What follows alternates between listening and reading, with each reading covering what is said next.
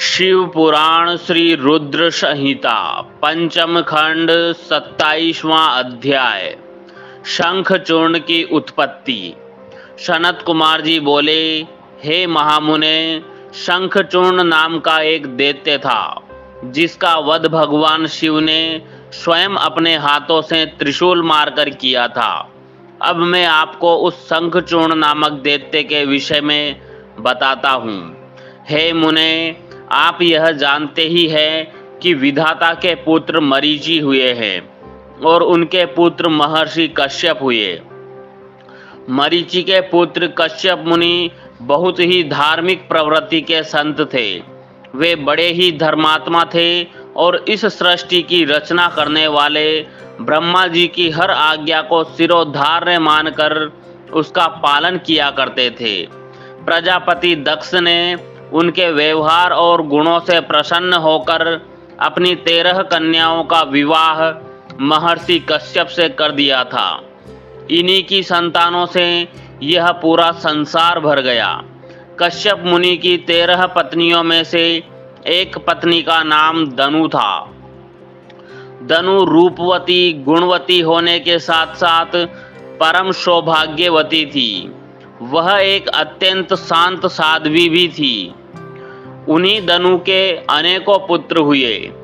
उनका विप्रचित नाम का पुत्र बहुत ही बलशाली और पराक्रमी था।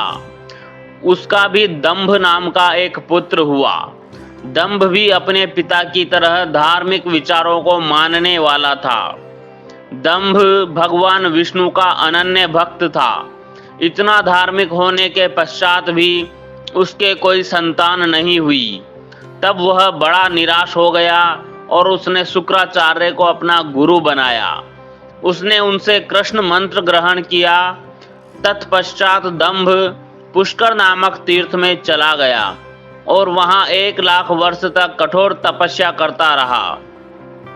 उसकी इस कठोर तपस्या को देखकर सभी देवता ब्रह्मा जी को अपने साथ लेकर भगवान विष्णु के पास गए।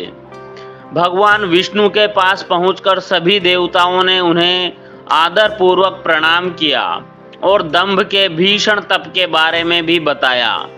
तब सारी बातें जानकर भगवान श्रीहरि बोले, हे देवताओं, मैं जानता हूं कि दंभ मेरा अनन्य भक्त है। वह अपने मन में पुत्र प्राप्ति की कामना लेकर पिछले 1 लाख वर्षों से मेरी कठोर तपस्या कर रहा है। मैं अवश्य ही अपने प्रिय भक्त दंभ की इच्छा पूर्ति करूंगा। आप निश्चिंत होकर अपने स्थान पर चले जाइए। भगवान श्रीहरि के इन वचनों को सुनकर ब्रह्मा जी और देवराज इंद्र तथा सभी देवता उन्हें प्रणाम करके अपने अपने लोकों को चले गए। तब भगवान विष्णु भी अपने भक्त दंभ को उसकी तपस्या का फल देने के लिए पुष्कर गए। वहां उन्हें अपने सामने पाकर दंभ बहुत प्रसन्न हुआ और उनके चरणों में लेटकर उन्हें प्रणाम कर उनकी स्तुति करने लगा। तब श्री हरि विष्णु बोले, हे दंभ, मैं तुम्हारी इस कठोर तपस्या से बहुत प्रसन्न हूँ। तुम अपना अभिष्ट वर मांग सकते हो। आज मैं तुम्हारी हर मनोकामना पूर्ण करूंगा। भगवान विष्णु के ये वचन सुनकर दंभ हाथ जोड़कर बोला, हे देव, यदि आप मुझ पर प्रसन्न हैं तो मुझे अपने जैसा वीर और पराक्रमी पुत्र प्रदान कीजिए। तब श्री हरि विष्णु तथास्तु कहकर वहां से अंतर्धान हो गए। इसके बाद दंभ भी प्रसन्नता पूर्वक अपने घर लौट आया। कुछ समय पश्चात दंभ की पत्नी गर्भवती हुई। तब दंभ के घर में एक अलौकिक तेज विद्यमान था।